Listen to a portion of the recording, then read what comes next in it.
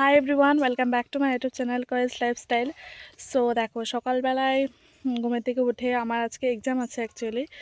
So সকালবেলা ঘুমের থেকে উঠে আমার খাওয়া দাওয়া হয়ে গেছে। শরীরটা যেহেতু ভালো ছিল না, তাই এই কদিন আর ব্লগ শ্যুট করতে পারিনি, যার জন্য ভাবলাম ঠিক আছে আজকেও শরীরটা ভালো নেই অতটাও, কিন্তু ব্লগ শ্যুট করছি আর কি। জানি না এন্ড করতে পারবো কি না, যাই হোক করছি, দেখি শরীর ভালো লাগতেও পারে, আর এক্সাম দিতেও যাব। সো দেখো, এখন মাঠের থেকে ব্লগটা স্টার্ট করলাম অ্যাকচুয়ালি। সো মানে খাওয়া দাওয়া করে একটু পড়াশোনাও করছিলাম, যেহেতু এক্সাম ছিল, এই কদিন একদম পড়া হয়নি। আজকের এই সকালবেলা এক্সাম, মানে সকালবেলা পড়েই আর কি যাবো এক্সাম দিতে, ইভিনিংয়ে এক্সাম আছে। সো যাই হোক, কাপড় কয়েকটা ধুয়েছিলাম, তো ওই কয়টা শুকোতে দিলাম। আর এখন হচ্ছে এই যে বালতি নিয়ে আছি হাতে, এবার হচ্ছে যাব বাড়ি। সো দেখতে থাকো ব্লগটা, আশা করি ভালো লাগবে। কয়েকটা কাপড় শুকোতে দিলাম, তো এবার হচ্ছে যাব বাড়ি। তো চলো বাড়ি যাওয়া যাক। আর দেখো, আমাদের এখানকার কলের জলগুলো সত্যি খুবই মানে বাজে একটা জল। আমরা তো আমাদের এখানকার জল খাই না বলতে পারো, মানে আমরা বাইরে থেকে নিয়ে আসি, তারপরে হচ্ছে খাওয়া হয় আর কি। তো যাই হোক, যার জন্য আর কি বালতির কালারটা এরকম একদম রেডের মতন হয়েছে। রেড না, সরি, অরেঞ্জ। তো যাই হোক, এবার বাড়ি যাচ্ছি। তো ব্লগটা দেখতে থাকো, অবশ্যই ভালো লাগবে তোমাদের। লাইক কমেন্ট শেয়ার সাবস্ক্রাইবটা করে দিও প্লিজ প্লিজ। তো রেডি হয়ে নিলাম, কলেজের ড্রেস পরে নিলাম।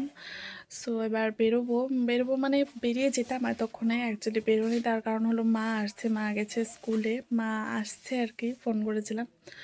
সো মা আসলে আর কি এখন বেরিয়ে পড়বো, যার জন্য আর কি মা মা বলেছিল যে আমি আসবো তারপরে যাবি, যার জন্য আর কি দেরি করছি একটু, দেখে আসুক তারপরে আমি চলে যাব।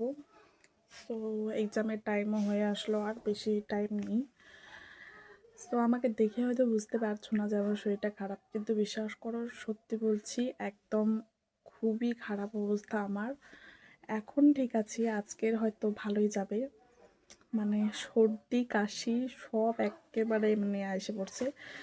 তো যাই হোক, দেখি হবে, লাহে লাহে ঠিক হবে, সবই ঠিক হবে। ব্লগটা স্টার্ট করে দিলাম, তো ব্লগটা দেখতে থাকো। আর আজকেও আমাদের ধান সিদ্ধ করা হয়েছে, সেই খেতে দেওয়া হয়েছে। বাড়িতে থাকলে হয়তো ব্লগগুলো দিতাম আর কি, খেতেই থাকতে হতো। আমি যদি বাড়িতে থাকতাম, এক্সাম না থাকতো, আমাকে খেতেই থাকতে হতো, আজকে মাঠেই থাকতে হতো। তো এক্সামের জন্য একটু বেঁচে গেছি বলতে পার। সো গাইস, এটা হচ্ছে পরের দিন আর কি। তো ব্লগগুলো ঠিক মতো আমি করতে পারছি না, এই হচ্ছে কথা।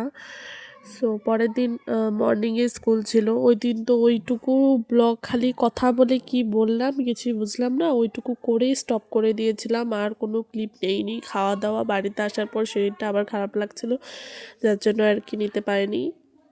সো গায়ে আমার এখনও প্রচণ্ড জ্বর, আমি তাও ভয়েস ওভারটা করছি।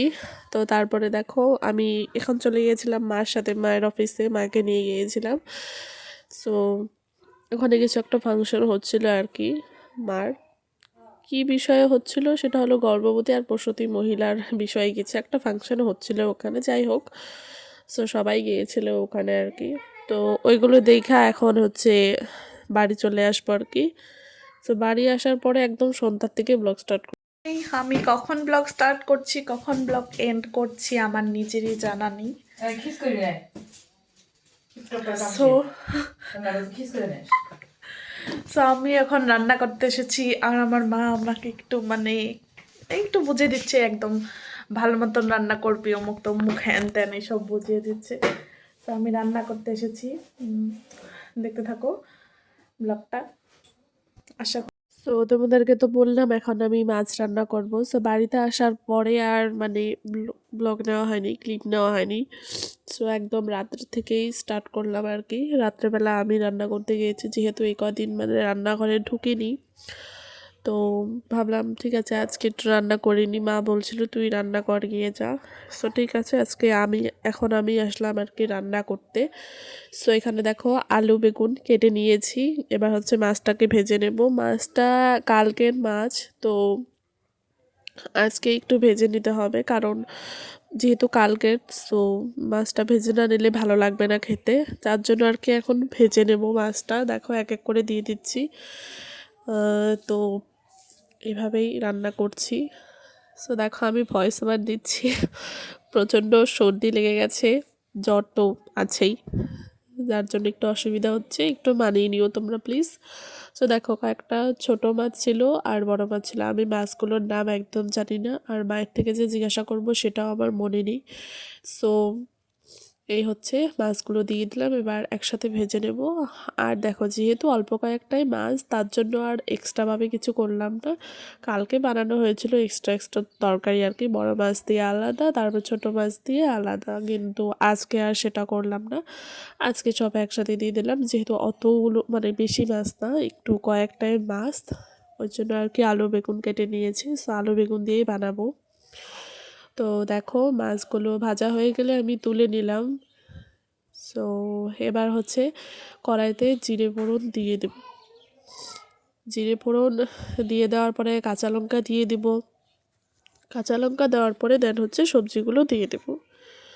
দেখো কাঁচা লঙ্কা আমি দিয়ে দিলাম।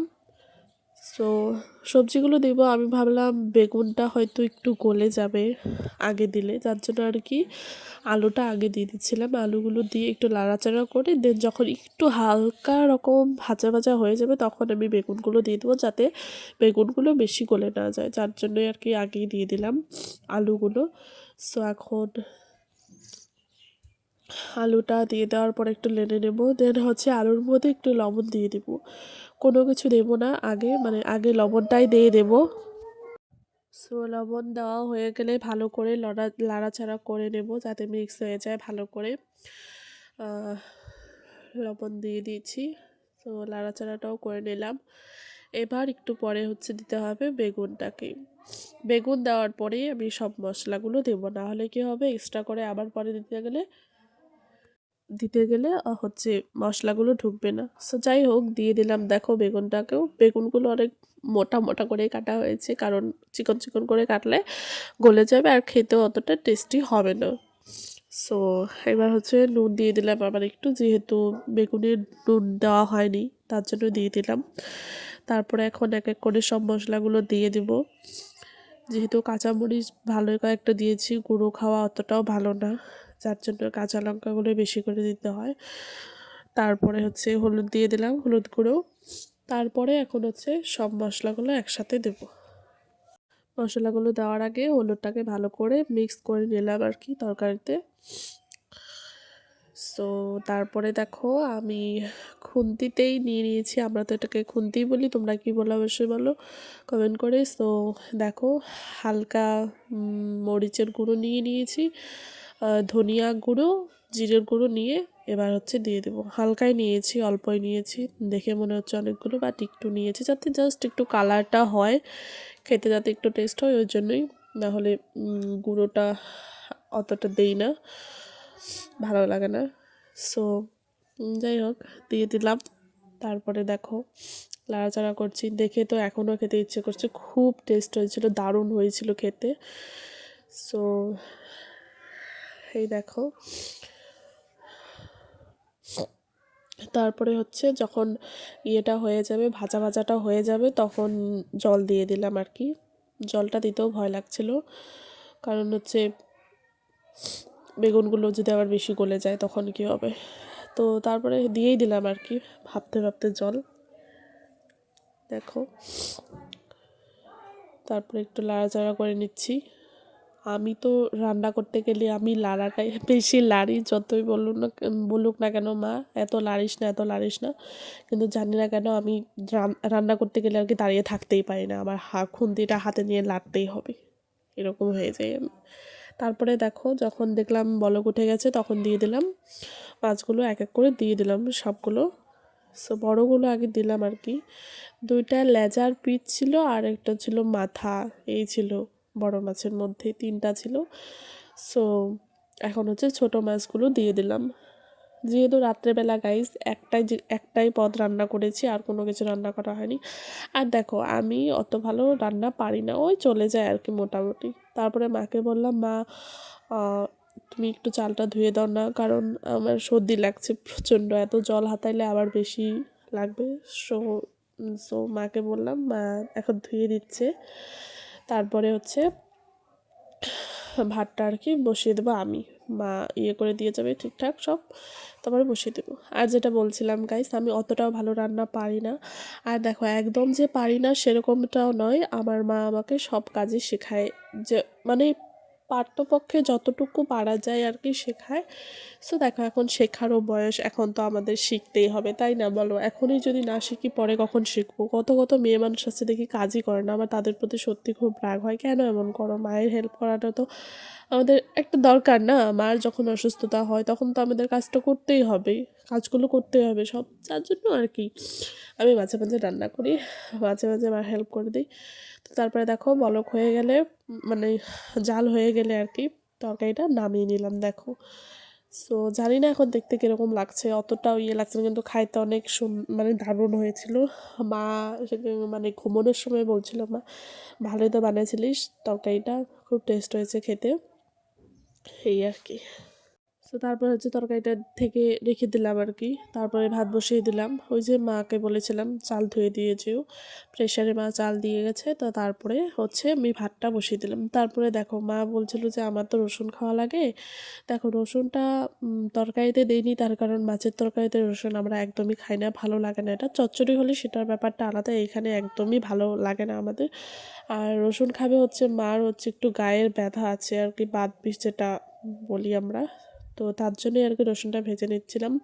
তারপরে দেখো ভাই তো মাছ খাবে না, যার জন্য আর কি ডিমটা সিদ্ধ দিয়ে দিলাম। সো এখন হচ্ছে খাওয়া দাওয়া করবো, তারপরে ঘুমিয়ে পড়বো। সো আজকের ব্লগটা কেমন লাগলো অবশ্যই কমেন্ট করে জানিও গাইস। টাটা, বাই, দেখা হবে অন্য একটা কোনো সুন্দর ভিডিওতে। Bye guys.